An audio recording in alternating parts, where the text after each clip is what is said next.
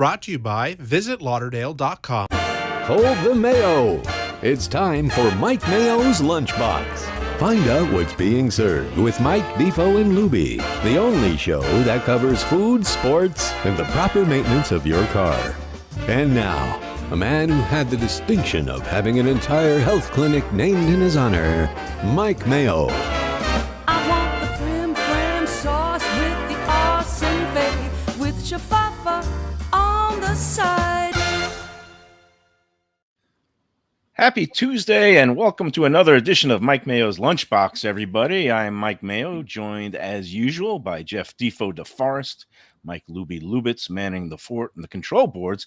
And today, without further ado, I want to introduce a very special guest.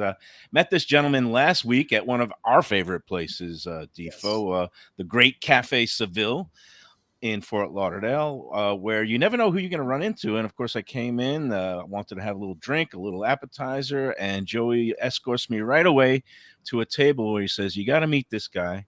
He's one of my best friends. He's a super guy." I sit down and I get to talk to this gentleman, Joe Gilbert, and then I find out that not only does he have a Super Bowl ring, but he's a longtime NFL assistant coach. He's the offensive line coach from the Tampa Bay Buccaneers, and he has great taste in food if he's hanging out at Cafe Seville. He made a special trip up from the Bucs. Were training in Miami last week because of Hurricane Ian, and they made it back. They got through the storm. Thank God the Tampa Bay St. Pete area was spared. But welcome to the Lunchbox, Joe Gilbert. Thanks so much for joining us. Thanks, Mike. Appreciate you having me. That's a hell of an introduction you got there. Yeah. Clinic named after you. That's pretty impressive. Yeah, no, unfortunately, it's no relation to the clinic. I wish it was, because the way I eat, I'm going to should be in it. He should be in it, Joe. Yeah. Well, hey, so before we get into football talk, this is primarily a food show, and I was talking to you about my background. I newspaper guy a long time. Defoe's been on the air down here, mostly sports talk for the last 40 years, and he used to travel up to Tampa a lot in his what was it called? The Sports Sunshine Network days there? Sunshine Network, yeah. We did boxing from the Sun Dome in Tampa every month. That was a pretty good program there. Brought you by a very cheap beer, as I remember, Schlitz malt liquor. And then I did horse racing there for a while, for about a 6-8 week period. So a big fan of the Tampa area. Covered a lot of games up there as well. And it was funny, too, because as Mike mentioned, Joe, when you were coming on, there were only two places anybody ever talked about in terms of restaurants: Bern's Steakhouse and then the lunch at Mons Venus, which there has to be other places, where people go there to dine. I've been to Bern's, but not Mons Venus. Okay, good. So let's talk a little bit about food scene, because let's talk about you, because you are one of these kind of nomadic coaches who's been all over the country. You tell us a little bit about your backstory and how you ended up in Tampa. Well, Mike, I've been, like I said, all over the place with coaching for I think I'm in 36 years now, doing it between college and the NFL, and lived in a lot of different states, moved over, 4 kids, and each one born in a different state. So had an opportunity to experience a lot of different stuff, a lot of different places, restaurants, the whole thing. And, it's funny. It's every time you move somewhere, you try to find, a little bit of a niche, because your time is limited. You get certain days where, hey, I've got a couple hours. I want to stop and either have a drink on the way home, or I want to get a bite to eat and, want to get in, out, whatever it is. And so everywhere you go, you kind of get into that niche a little bit. And that's kind of fell true here in Tampa. Got here in 2019 with Bruce Arians and coming over from the Colts, where I was prior to that, and had our little spots in Indianapolis. Where was there in Indy? We would always go to St. Elmo's. That was the famous, tourist place. St. Elmo's. White Castle. Yeah. White. That was it. Yeah, I lived up in Zionsville, and there's a couple spots that we, kind of stayed closer to home and doing that at the time. But just like you said here, Bern's Steakhouse is, one of the classics that, comes up all the time. And but obviously there's a couple other places here since I've been here that I've really fallen in love with. Olivia, from Chris Pont, who's also involved with On Swan. I think those are two restaurants you can't go wrong with. And then Right. he's got a major one that's going to open up here in November. Pont itself, which is in Midtown, which is kind of a new Defo, a new development that's really just kind of bloomed in the last year and a half. So here in Tampa, and they call it Midtown, and a lot of new places have opened up in there. And that's where Chef Pont, Chris, is going to open up his steakhouse seafood place, which is going to be a high-end place that'll open up probably sometime here in November. Nice. Oh, so yeah. well, and Go ahead. that's what something means. That's Defo and I's code for I'm going to jump in now. So I'm jumping in now, Coach. So we know that coaches, especially position coaches, work crazy hours, right? And you hear just Nick Saban, actually, it's a joke that he eats the worst stuff because you don't have hours. I find it impressive that you're able to be a foodie and be a very successful coach. How do you do that? How do you find great places to eat while still working 12, 14, 16-hour days? You know, it's well, you only, like I said, you know, Fridays you get done. We call it Fast Friday here, and you have a window of, get done around 3, 4 o'clock. So you buzz out of here and you got a couple hours to go grab, like I said, something to eat or a drink or something. And that's kind of a little bit of date night. We've had a wrench full kind of thrown in, my wife and I. Usually that's date night, but unfortunately we have high school football now starting at 7 o'clock. So that window goes from about 4 to 6:30, and then it's early over, bird. So it's a quick run in, and that's where, it's funny. I've gotten to know Chris Pont, the owner of Olivia, and that's where, hey, my wife and I, we can get in there right when it opens up, sit at the bar, get a quick meal in, and then head to the high school football game on a Friday night. So it works out pretty good that way. And you're right, it's hard. And a lot of the key is in the off season. That's where you try to, have a little bit of a normal routine and a normal life where you kind of get out. And it's funny, in Tampa, my wife and I, in the off season, we've gone to other places, and every single time we go, it's like, why didn't we go to either Olivia or On Swan, those places? And because, you go out and you try something and you say, hey, let's try this new place. And there's some other really good restaurants. I mean, Oxford Exchange, there's some really good spots, but, we kind of just get really comfortable going back to Old Faithful. Nice. So, Chris Pont, you were telling me that actually he got his start down here. He worked for some really good places, Mark's Las Olas, which used to be one of my favorites, Mark Militello back in the day. And it's good to see people who, they get their start at different kitchens and restaurants, and then they go on their own. And it looks like Chris is a huge success. I'm always looking for new places. I haven't been to Tampa in a while, since before COVID, but I know, I was telling you, I run this Let's Eat South Florida Facebook group, 90,000 strong, and we were always getting questions of people are going up to Tampa for a weekend or Orlando. They're looking for good restaurants in those other cities around the state. So I'm glad you could chip in. And you say his new place is going to be called just Pont? Pont, Ponte. And that's supposed to be, like I was talking to him just the other day, it's supposed to be opening up sometime in November. And the other thing, Mike, that I neglected to say too is, it's always where, hey, you got a real nice restaurants and that, but you also want that great sports bar where you can get a great, to me, being from upstate New York originally, a great chicken wing. And I've eaten a bunch of them in my lifetime, but I'm telling you, Hat Tricks downtown is by far, which is down by the Amali Center, it is a phenomenal sports bar, great bar food with chicken wings and steak sandwiches and stuff. So I would have to say, that would have to be my other spot that I would say, if I'm going low key and not as fancy, I'm going to probably belly up at the bar there and have me some Dave's Way wings, what they call Dave's Way, and knock those out. Nice. Now, you coach the big boys, the offensive linemen. Do you ever have bonding sessions where you go out to a dinner and make them pay, or is there no? It's funny. You wouldn't want to pick up the tab for the O-line unless you're Brady, right? No, I don't want to do that. But they do have a in a tradition, Thursday nights for them is usually their night where they do go out as a group. And they have gone to Olivia was the first night. That was the first place they went to start the season off. They had dinner at Chris's place over there. they've gone to in the during camp. They had a day, and they all went down to Hat Tricks and had some beers and wings down there. So, like you said, it's funny. You find some places that have some really good food, and it's amazing who you walk in and see sometime. But the thing that I always look for, and I'm sure you guys talk about all the time, is obviously you want quality food regardless of what you're out there for. But the places I just mentioned, the people there, the quality of service, the atmosphere, the whole thing, to me, is why I enjoy going out. I like sitting at a bar. If I have a group with us, obviously a table, but I like sitting at bars and just kind of sit there and have my dinner and a drink. Right after you left Joey's Cafe Seville, I went right to the bar, and that's where I ended up. After you left, that's where I sat the rest of the night. And I saw that exactly. You ordered the whole menu, right? You got the grilled he chop. took the whole menu out of bar. I got spoiled that night. That usually doesn't happen, Mike. And I'm going to have to continue to give Joey grief because, he's been kind enough, I've known him a long time, but to be a sponsor of this little venture that we've put on for almost a year now. But he's been bashful. I can't get him on the show. And now I end up getting some of his longtime study clientele on the show before him.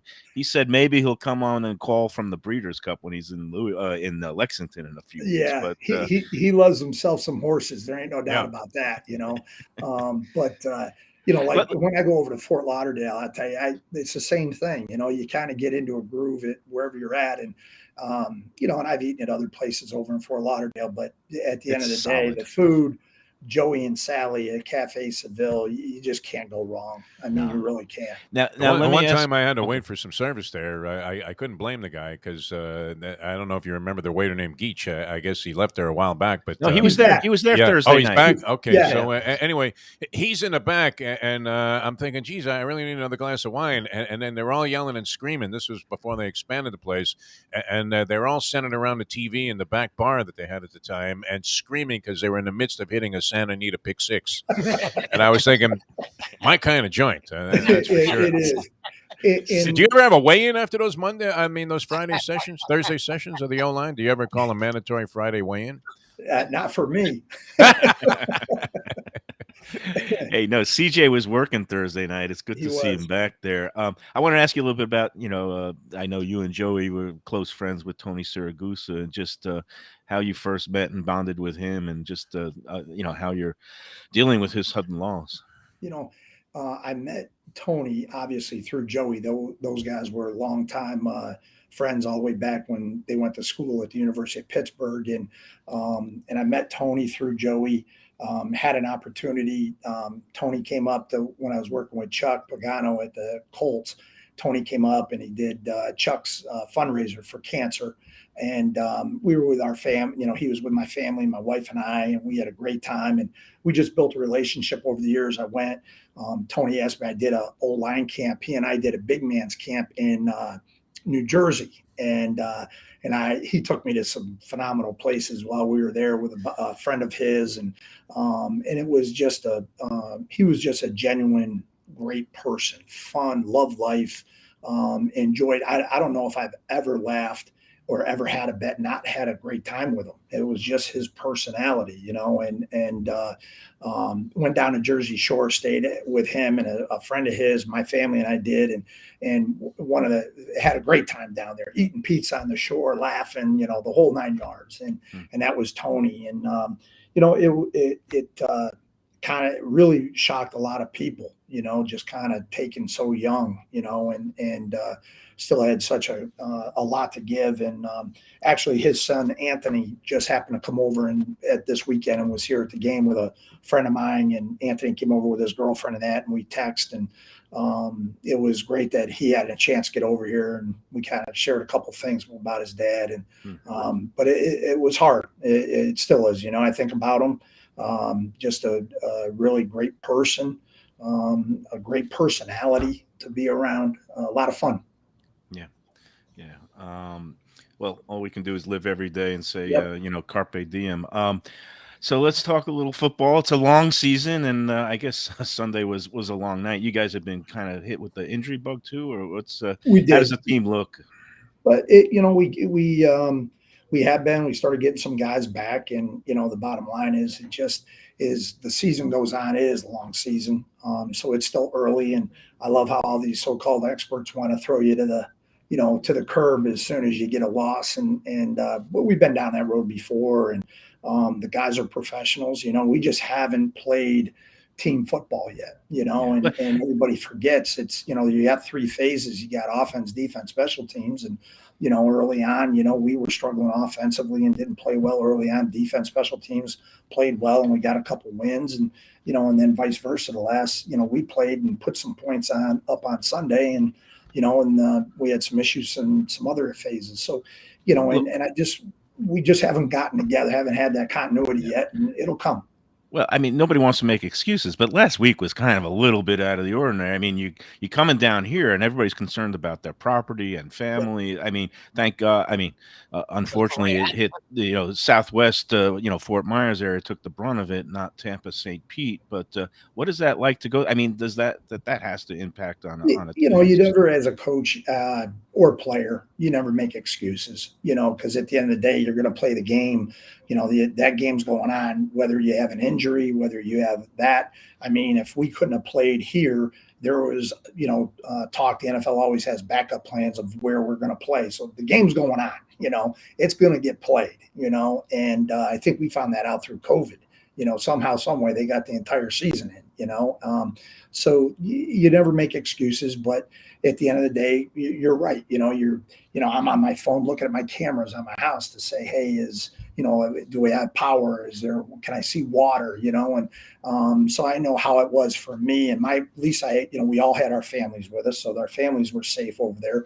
But your mind's on different things when you're not on the field practicing and that. And so, it was hard, and then coming back, I know a lot of guys that drove down there had some issues getting back because they tried to run Alligator Alley to 75, and then that's when the road got closed because of the water, and so they had guys got back late. So there were some issues there, but again, we got to play the game, and you got to be able to kind of compartmentalize things and put it away. And obviously, we didn't do a good enough job on that Sunday night. I'll ask the Brady question. When you heard that he was coming back and unretiring, do you do cartwheels as an assistant coach? I know exactly where I was in Tampa. And this is the God's honest truth. My wife and I are driving back from Olivia. We were at Olivia at the restaurant, and we came to the corner of Hines and Beta Bay at a light, and my wife's on her phone, and she goes, "Oh my God." I go, what? And the way she said it, like something happened, like I was something with our kids or something. She goes, it just popped up. Tom Brady's coming back. I'm like, what? Are you kidding me? And then literally by the time I got home, my phone was just, blowing up, So, since this is a food show, I got to ask, what's his diet like? Does he just eat like the vegetables? And I don't know. He's got his own thing, and I eat out of the normal cafeteria here, so I don't know. Could you ever see? I mean, I was just trying to do the math here. It looks like Blanda played till he was 48. Could you ever see Blanda or any of these old school guys like Sonny Jurgensen or Joe Camp doing the Brady diet? And would it possibly have been any benefit? Because it looks like he's going to play till he's older than Blanda.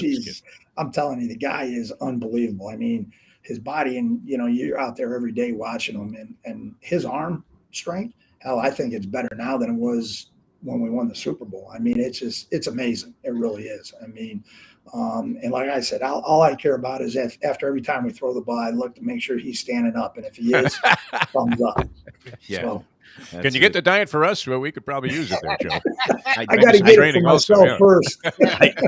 I need it too, but that's the problem. You have friends like Joey, and you got to go in there every couple of weeks. I can't resist. What's your favorite dish there? You seem to be a Santa Fe guy, right, Joe? I am. He's got a seafood San Marcos that's phenomenal. That and the Brazzini at Cafe Seville, and I've had just about everything on his menu over the 20-some years I've known him.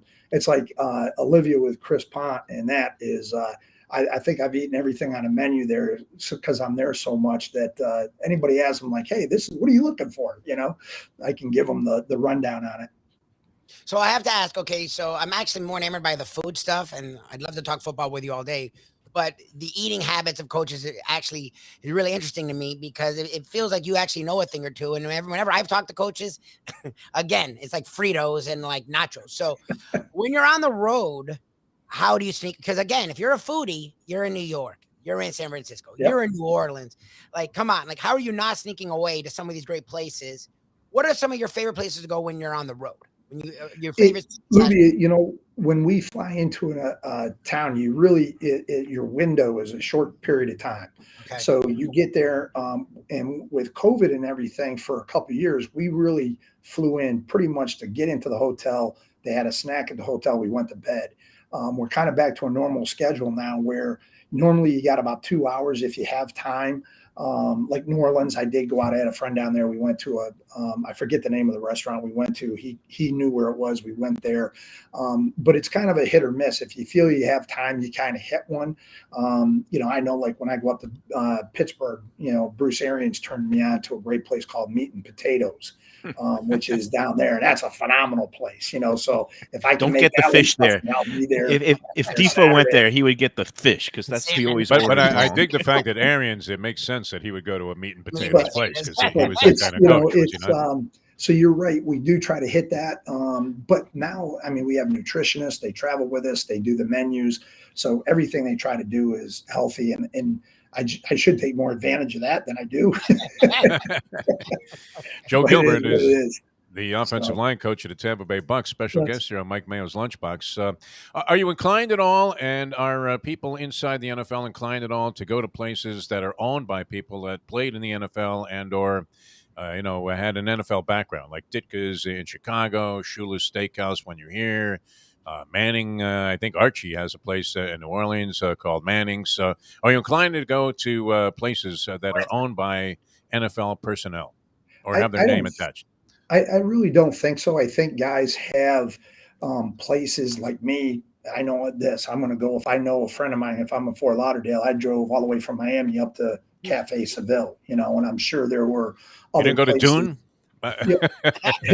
So I don't think per se that to do that. I think guys really go to where they've had either know somebody has a great restaurant, have had their own experience where they really say, hey, I know I can get a great meal. The service is impeccable. I think it's more that than it is, going to somewhere where it's just a name. Obviously you're always going to get a solid meal if you're going to a Ruth Chris or an Ocean Prime or in places like that. But I think guys trying to really kind of hone in hey, I got a spot, and whatever that relationship is, that's become their spot. Hey, I know you got to run. I really do appreciate your time. One last question, because this is a foodie question. We had the Michelin Guide inspectors came through Florida for the first time this year, and they were only in certain cities, Tampa, Orlando, and Miami. Miami, they gave like 12 places Michelin stars. Orlando, I think they gave like 4 or 5, but they came through Tampa and they didn't award any restaurants any stars. Are you, as a Tampa Bay resident, incensed? Or do you think that any place got overlooked or should have a Michelin star, or were they accurate in that maybe it's still not at that level yet? I'm going to tell you, I really do believe, and I've gone through the restaurant when Chris's place opens up. I think eventually he will end up with one. I do. I think, for me, right now, the best place is out of Council Oaks, out of the Hard Rock. It is a phenomenal steakhouse, great seafood.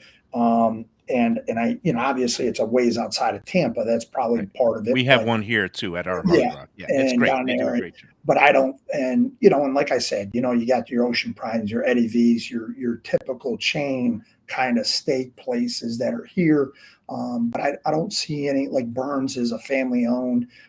Chris's place is going to be a family owned, which I'm excited about kind of seeing. And I think that down the road, I think his will be. Great. I can't wait to get up there. I hope we could have a meal up there at Ponce. Let me know when you're coming in, Mike. You got my number, buddy. And I appreciate all the time today. I hope we could do it again some point later in the season, talk more food and a little bit of football. And it really was a pleasure. I'm so glad I got to meet you the other day. And thank you for spending the time. Thanks, Joe Gilbert, Tampa Bay Bucs. Yep. Hey, and good luck with that Mayo Clinic, Mike. Keep it rolling. Okay, thanks. I'm trying to stay out of there. Good All guy right, there, that was Mike Joe Mayo. Gilbert. Yeah, you ran across that guy just by blind luck. That's fantastic, right? Because it's kind of like when you're pairing up with another duo. You're playing Golfer. golf as a Yeah. twosome, right? And you never know how these guys are going to be. But and sitting at somebody's table at the Cafe Seville, you're probably assuming if Joey's introducing you that there's a good shot you're going to get along. Yeah, no, he knew both our personalities. It was Yeah. kind of a blind date. Now we got a budding bromance, so it's a nice thing. So That was good. Yeah. Yeah, the Brady I like diet. I'm glad you brought that up. I don't know if any Brady questions were going to be taboo, but because you never see Tampa Bay assistants talking about assistant coaches talking no, about if they want to remain Brady. assistants, Yeah, like I got to do a tap dance. I'm I don't not think gonna Giselle say, allows hey, it. Yeah. hey, where is Tom's head at now that he's being in a breakup? But that's it. Tom Brady is a professional. And he came back to the game because I guess in a way he chose he'd rather be back. He on the realized it field. wasn't going to be much fun at home anyway. So what's the difference? May as well play some football. He looks emaciated though. I mean, he's found a fountain of youth. So there. I think he there's sleeps something in a to casket. this all natural diet that he's doing, and obviously it does a guy some good. But I'm not sure that overall. I mean, He looks thin. when does it become detrimental to be eating like one bean a day, like Lafitte Pink Brady looks like he lives in a crypt and he's sucking on Yes. the blood of I don't know what dead creature. bats. Yeah. Dead bats. I think I'd rather have Joe Gilbert's diet at this point. Because, 100%. any Look who guy he's been who's- hanging out with too. I mean, Arians could eat. You have a feeling that Pagano knew all of the good joints. That's true about what is it? Is it St. Elmo's? St. Elmo's. St. is Elmo's, yeah. steaks and- When we have that horrifying story where we got aced out for a table by Jim Gray. by Jim Ruby and I. Gray. Man, you Yeah, should have texted you him. can't go any lower than that on the celebrity food chain. I just like That's to for that's sure. how he eats. Like all you do is hear from coaches that they eat garbage all the time. And he was trying to be like, yeah, it's the off season. I think he's full of it. During a game week, he traveled 45 minutes north in an Uber to go to a good restaurant. Right, because flew that's out of the the area and had to get back to Tampa. So there's no way that this dude is not sneaking away in New Orleans or New York or San Francisco for some really good food. And I'm impressed by that, and I give him so much credit. That's amazing. Imagine having 5 330-pound guys, and you have to. Well, there are probably like 8 guys on the roster, right, on the offensive line, and you're picking up the tab for these guys. I mean, you would have to be making Brady money, like $50 million a year, to do that. Yeah, it'd be tough to feed that crew. But Joe Gilbert was great because he's sitting down having a drink, and next thing you know, Joey, of course, is knocking out. He brings over the shrimp with the garlic sauce, the ajillo, and then also shrimp Santa Fe. That's And my we're all- go-to thing. I can have any. I have the water Santa Fe when I go there to Cafe Seville. I want the shrimp Santa Fe. You just I like want the Merluzа guzzle Santa the Fe. sauce. Yeah, Guzzle the Chardonnay. Put some Santa Fe sauce in there. It's absolutely fantastic. Although I do like the shrimp paella, which is the shrimp and garlic. Yeah, no, it's delicious, and you get that big crusty sourdough bread, and you just swipe There you go. it It's through all the crunchy. different It's your sauces. favorite. It's Yeah. crunchy. It's all good. Good, It's not good carb score there, free. Mike Mayo, on the Good job. lunchbox That was as guest go. Yeah. Outstanding. Yeah, that was we'll great. revisit with Joe later in the season, and I'll have to get up there for a weekend. I'm going to start doing the college tours with my daughter. I thought you were going to ask him for free tickets right on the show. I really did. It's probably hard to come by with Brady. You know chugging around. me, Defo. Yeah. I hate sports. I'd rather go to the opening of Pont with Joe Gilbert than go to some Okay. Bucs game. All right. I just don't care. I don't hate sports. I like sports. I hate the Very expense. strange and admission for a guy that spent 20 years of your life as a sports writer.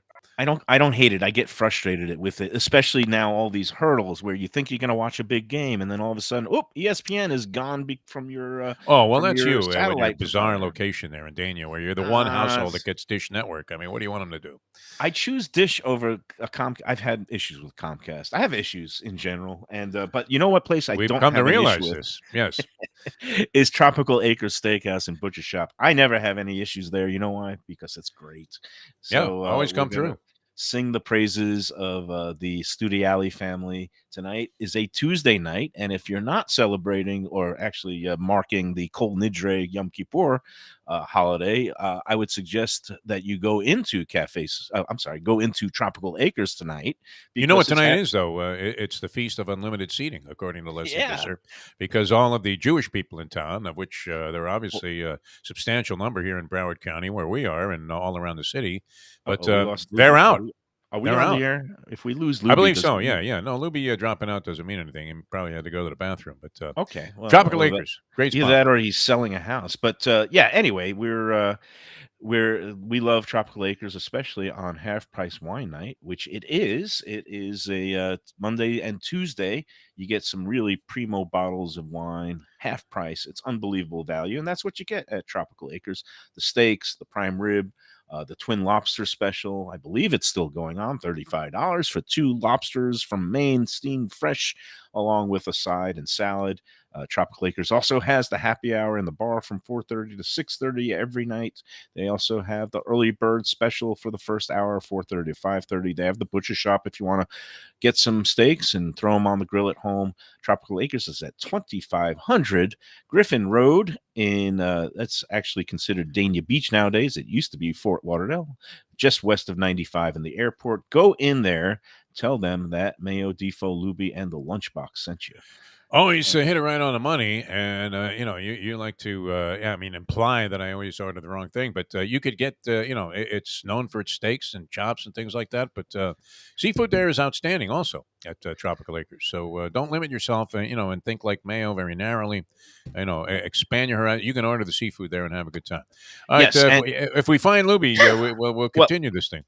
We're off the internet. He is rebooting now, so we'll just good thing it happened now and not while we were talking to old Joe Gilbert. Yeah, and let's just keep talking. Wait, look at that! You could come on because we're not even on the air. But I got my taco delivery now. Oh yeah, very good. All right, my brother. Let's see what should we log off? There we go. Say hi to wave. Oh hey, how you doing, my friend? That's yeah. Well, we may have to reboot the entire thing here, Mike. Now, well, where'd you get your tacos from? Taco Smell? Yeah, Taco Smell. And my brother has never been there. You're gonna have one, right? You know what you're invited to, Mike Mayo. Of course, tonight, Taco Tuesday at the Tip. Yes, which I think you should come. I think Joe Casale is going to make it down there. Your buddy. Nice. I'm being halfway Jewish, so I'm gonna. Oh, that's right. Yeah, you're out. Yeah. So that's it. Oh wait, my brother's gonna. I'll talk to you later. Thanks.